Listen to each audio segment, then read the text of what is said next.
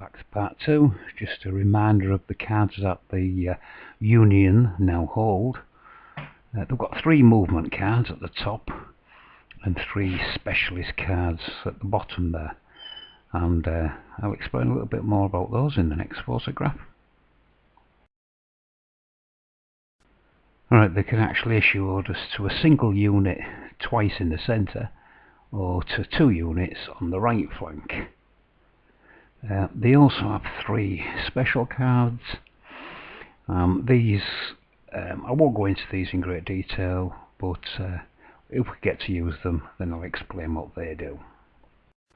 Confederate 6 cards, which they have now at the moment, only 2 movement cards, and both are for the left flank, one for a single unit and one for 2 units, I think that is. But they've also got 4 special cards, so they could do with a few less of these specials and a bit more movement. That's what they really need. But we might get to use them later in the battle.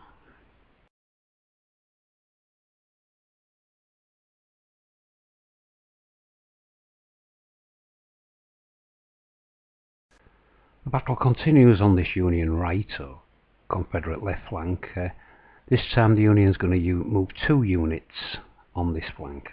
The first unit is the artillery on the hill, and I've put some dice out to show how they move across the hexes. You get 5 dice in the adjacent, 4, then 3 dice, and that infantry unit are actually, those cavalry are actually 2 dice away, and you can see that he rolled 2 artillery, but he was throwing against cavalry, so there's no hits. So there's no hits whatsoever on that cavalry from the artillery.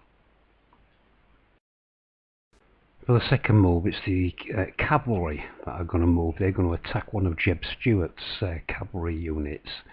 So he moves 1 move.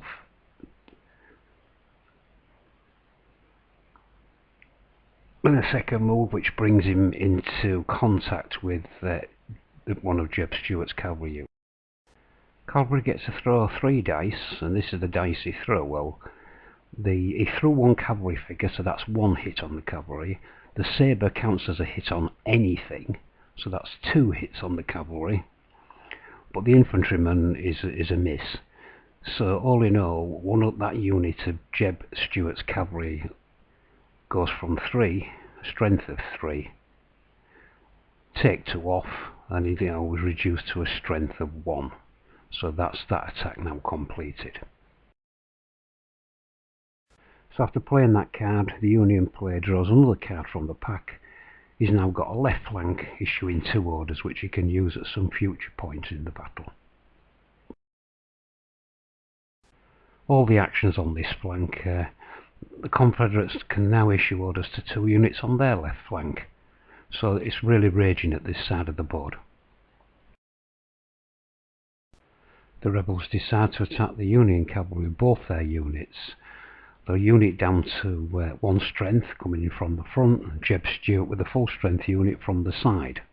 And because of this, 2 units attacking 1, they're going to get 6 dice.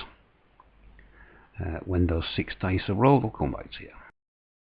Right, the results of that were 1 cavalry figure, which automatically is 1 hit. Each sabre can count as a hit on any unit, so that's 3 hits, so that unit is wiped out. The 2 infantry are worth nothing, and had it survived, that flag would have made it retreat 1 hex, but it's defeated, so that's the end of that problem anyway. The unit's gone. And here you see me lifting him from the board to put onto the Confederate side as a point. He now draws a new card, which gives him the option to attack on 2 flanks with 2 units at the same time.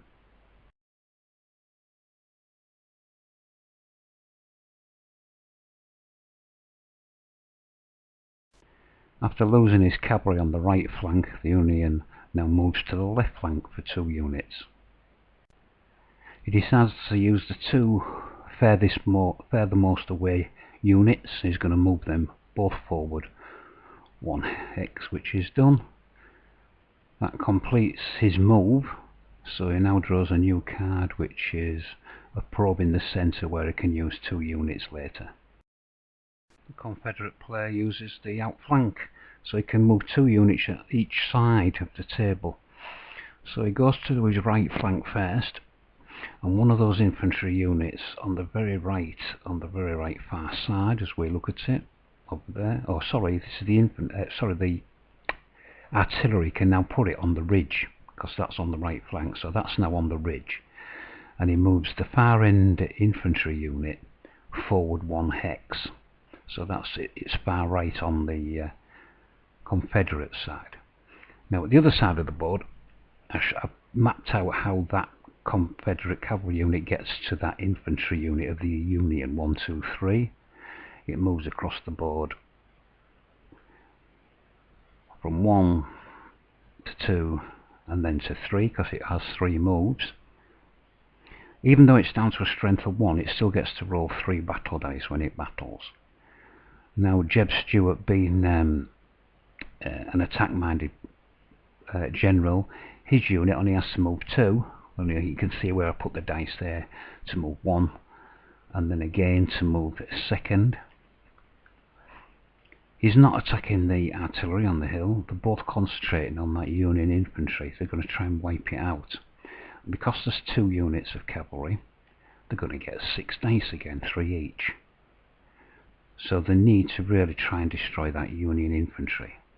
Well, they've thrown 2 sabres, which is anything, so that reduces him to 2.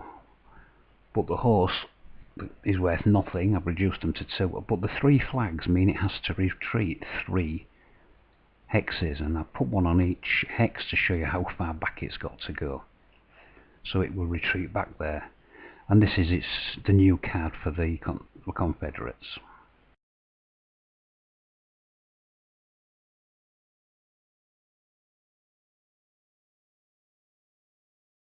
The Union player really needs to get his artillery into action against those 2 rebel cavalry units, but the problem is he doesn't have a card now left for the right flank. But at the bottom he does have some specialist cards. Now we may be able to use one of those so that he can actually take a risk, but he may get a chance to fire his artillery.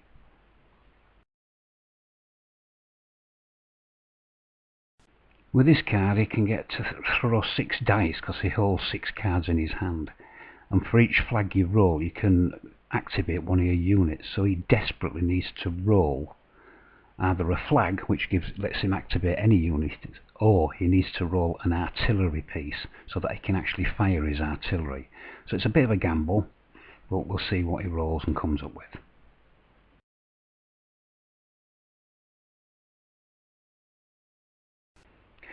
He actually rolled a flag and an artillery piece, so he'll be able to use his artillery this time. The card also says that each of the battling units gets an extra die, so the artillery will be able to throw 6 against Jeb Stuart's cavalry, and he gets the cavalry and 3 sabres, so that's that Union cavalry regiment wiped out. It doesn't wipe out the general though, because the 2nd unit would have had to have fired at him. And for the other movements, what is activated, remember he had some infantry he could move. He uses 1 from the centre onto the dividing line between centre and right flank. He also moves as another one that's on the division, so he's going to move that from straddling the centre and the left to the left flank. And finally with his 3rd, he's going to move the general with his attached infantry regiment. He's going to advance him, so he then straddles between centre and left, which means he can use either left or centre or order cards. And this is his replacement card after the one he's used, so he's now got a right flank card. The Confederate player wants to get at that artillery, so he plays this card where he can issue orders to 1 unit, which is the cavalry unit, which is down to a strength of 1, which he puts across to join Jeb Stuart, and that is now going to attack the artillery. Problem is, he rolls an infantry, a cavalry and an infantry, so absolutely no hits whatsoever. And his replacement card is an attack in the centre.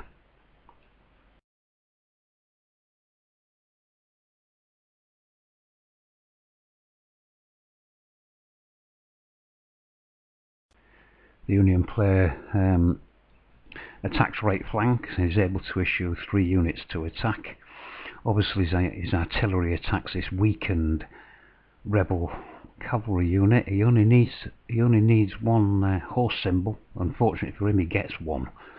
The other 4 don't count as anything, but it's enough to wipe out that Confederate unit, leaving Jeb Stuart on his own some again. This unit is going to, as one of the right flankers, is going to advance 1 place to there, which it does, and further across the board, that one there next to the Henry House, it's going to advance 1 position forward to there.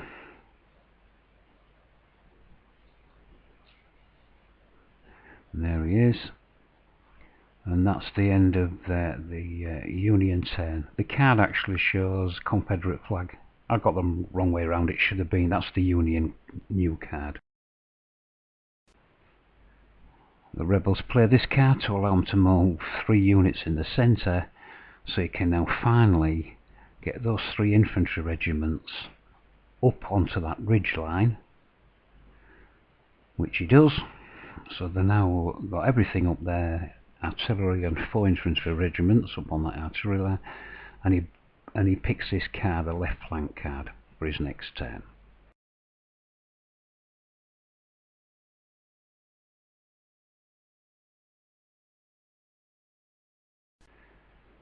The Union activates 1 card in the centre section, and he actually picks this unit here who's straddling the centre and the right flank, and will move him there. So I'm slowly thinning down the centre opposite that ridge. I'm moving units out to each flank. So that's that all completed for the Union. He draws a new card and he gets a hit and run, so he'll be able to play that at some future point. Jeb Stuart had a couple of pieces of luck. The Confederates picked this card, and also the Union didn't have a right flank attack, because he was on his own some in front of that artillery and would have taken 5 dice. But now he can, with that order, move back to that square, 3 movement squares, hexes rather, which he does, and this infantry unit can move into the forest, which it's been trying to do for a while. So although Jeb Stuart's still within range, he's not as close as he was, so he's a bit safer. And with that, the next card is chosen, and it's another attack centre card. I'm aware of the length of this video. This is the battlefield at the end of this video. The Union have scored 2 Confederate hits, both the cavalry units wiped out, so they're at their side of the board. The Confederates have the 1 cavalry unit from the Union on their side of the board. It's the first army to record 6 enemy casualties. And now we're just a few closer up shots, just to finish the video off with. They're now strongly entrenched on that ridge line, but the Union are actually thinning out in the centre, so they may not get the blue bellies hurtling across straight at them, because they are starting to spread out onto the flanks. So I hope you've enjoyed this second part, and hopefully you'll join me,